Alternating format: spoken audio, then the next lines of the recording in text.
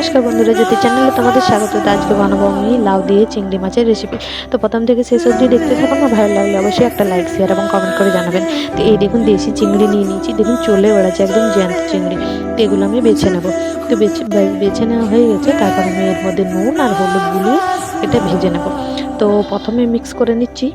আর আমি একটা কচি লাউ নিয়েছি, লাউটা আমি কেটে নেব ছোট ছোট করে। তো লাউটাও কাটা হয়ে গেছে, এই দেখুন কত মিহিন করে কেটেছি আলু ভাজার মতো। আর এদিকে আমি চিংড়ি মাছটা আগে ভাজতে চাপিয়ে দিয়েছিলাম। তো চিংড়ি মাছটা ভাজা হয়ে গেছে, আমি ওর মধ্যে দিয়ে দিলাম সরষের তেল, আর দিয়ে দিলাম অল্প একটু গোটা জিরে, দুটো তেজপাতা আর শুকনো লঙ্কা দু টুকরো করে ভাগ করে নিয়েছি। তো আমি এটা ভেজে নিলাম একটু, তারপর দিয়ে দিচ্ছি কেটে রাখা আলু। তো আলুটা আমি ছোট ছোট সাইজ করে কেটেছি, তো আলুটা আমি দিয়ে দিলাম। তো আলুটা আমি ভেজে নেব। আলুটা একটু ভাজা হয়ে গেলে তার মধ্যে আমি দিয়ে দেবো অল্প একটু নুন, তারপরে দিয়ে দেবো হলুদ গুঁড়ো 1 চামচ মতো, আর দিয়ে দিলাম কাশ্মীরি লাল লঙ্কার গুঁড়ো 1 চামচ। তারপর এটাও ভেজে নেব।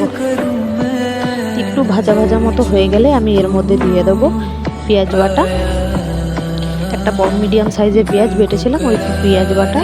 আর দিয়ে দিলাম 4 চামচ আদা রসুন বাটা, আর দিয়ে দিলাম 3 চামচ মতো জিরের বাটা। তারপর ভালো করে এটা কষিয়ে নেব। তো আমি গ্যাসের ফ্লেমটা এখন আমি মিডিয়াম করে দেবো, কেননা তলায় ধরে না যায় যেন। তো কষানো দেখুন হয়ে গেছে, 5 থেকে 6 মিনিটের মতন কষতে লেগেছে আমার। তো এখানে তেল ছেড়ে দিয়েছে এটার মধ্যে। তো আমি দিয়ে দিলাম তারপর লাউগুলো কেটে রাখা।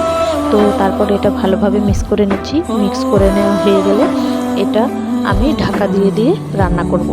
ঢাকা দিয়ে দিয়ে রান্না করব। আমি গ্যাসের ফ্লেমটা আমি লোই রাখবো। ঢাকা দিয়ে দিয়ে রান্না করলে কেন লাউটা সেদ্ধ হয়ে যাবে। তো আমি অর্ধেকটা লাউটা সেদ্ধ হয়ে গেছে, আমি 2 মিনিট পরে খুলে ঢাকনাটা দিচ্ছি। তো অর্ধেকটা লাউটা সেদ্ধ হয়ে গেছে, এর মধ্যে আমি দিয়ে দেবো টমেটো কুচি। টমেটো কুচিটাও ভালোভাবে মিক্স করে নিচ্ছি। তারপরে এটা আমি ঢাকা দিয়ে দিয়ে 10 মিনিটের মতো কষতে থাকবো, আর গ্যাসের ফ্লেমটা আমি কম করে দেবো।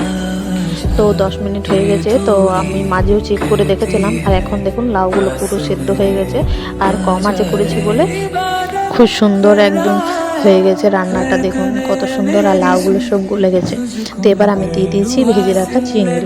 তো ভেজে রাখা চিংড়িটা দেওয়ার পর আমি এটা মিক্স করে নেব। ভালো করে মিক্স করা হয়ে গেছে, এবার আমি এটা ফুটতে দেবো। ফুটতে ফুটতেই আমি এর মধ্যে দিয়ে দেবো হাফ চামচেরও অল্প একটু, হাফ চামচেরও হাফ গরম মশলার গুঁড়ো। তো আমি তারপর এটা মিক্স করে দিলাম। তো এবার জাস্ট অল্প একটু ফুটিয়ে পরে এটা আমি গ্যাসের ফ্লেমটা বন্ধ করে দেবো। খুব ফোটাবো না, তাহলে গরম মশলার সেন্টটাই উড়ে যাবে। তো আমি এবার গ্যাসটা বন্ধ করে দিচ্ছি, আর তারপরে প্লেটের মধ্যে আপনাদেরকে দেখাই কত সুন্দর হয়েছে। তো বন্ধুরা ভালো লাগলে অবশ্যই একটা লাইক শেয়ার এবং কমেন্ট করে জানাবেন। আজকের মতো এখানেই টাটা, সবাই ভালো থেকো।